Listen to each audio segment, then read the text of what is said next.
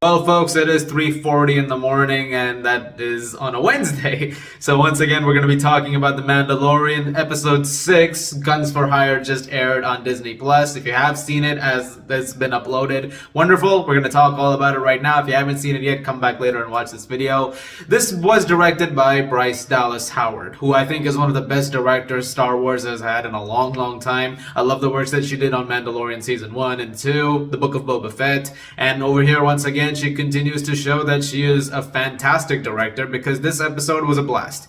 I loved practically every single second of this. Over in this episode, we go over to a completely new place where Bo-Katan is trying to get the favor of her old Mandalorian tribe. She's trying to get her cohort back together again, but it involves a few issues along the way. It involves a few catches in order to get to that point. And in this particular case, they land in this new location, Plaisir. They land in Plaisir, where you are treated to a new independent democracy, which is existing outside of the Republic for the most part, which is being headed by Jack Black and Lizzo. Great. And they're basically giving Bo-Katan and Din Djarin a mission that some of our droids are malfunctioning. They're from, the Republic era. They're from the Separatist era. They're from the time when Imperials were still around. They're old Imperial droids, battle droids. See what you can do about this fix. And if you can, our guns for hire that are there, we'll try and see if you can get an audience with them. And so you get an episode where they're essentially having to deal with that, and they're having to figure out which droids are not working too well and why they aren't working too well. And it leads to an episode which is really, really great. It's very similar in that way to episode 6 of season 1, where you get a quick side mission before you get back to the main plot. But in this particular case, it does tie into the full plot, which is about bringing Mandalore back together. And it involves bringing every Mandalorian together in order to make that happen. And in order to get everyone for that mission, you're going to need to make some things happen. And that's what this episode did.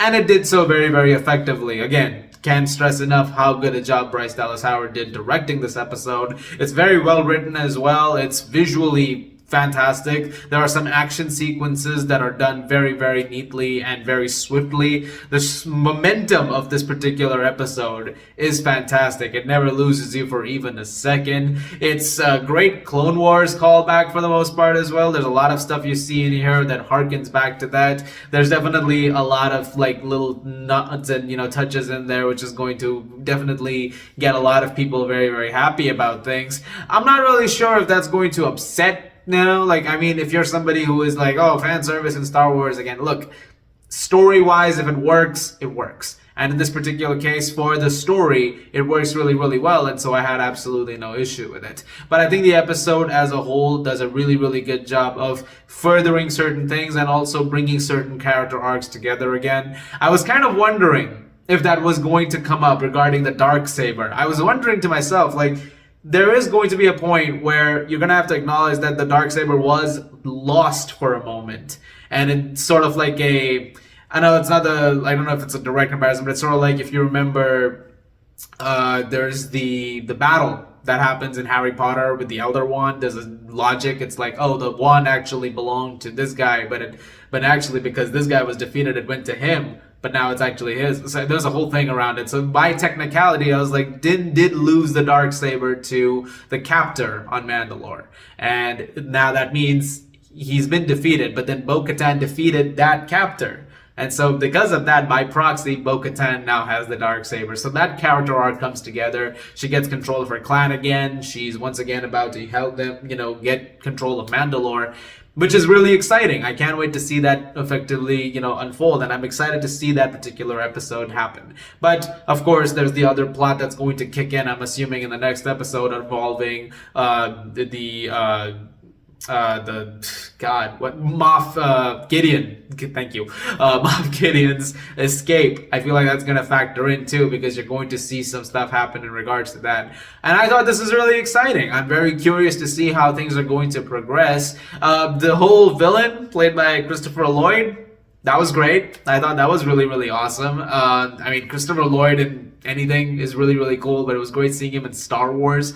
It's a really great cameo. Those three cameos, him, Jack Black, Lizzo, fantastic. It was great, and it really does flesh out the world a lot more. Although once again, politics is so annoying, and the film, sorry, the episode does a really good job of highlighting just like how frustrating it is when they're dealing with a few things. There's a couple of points where they almost name drop something. For example, Christopher Lloyd's character, the commissioner, he is someone who was from the separatist times. So he's seen a lot of history, and he's trying to, sort of maintain something which is, with the older droids and, causing that bit of internal chaos.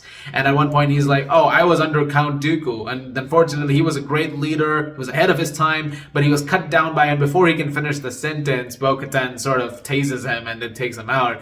But as you know, if you've seen your Star Wars, you know that the name he was going to drop was Anakin Skywalker, which obviously, not everybody knows the fact that Anakin Skywalker was Darth Vader, so, there's a whole thing around that.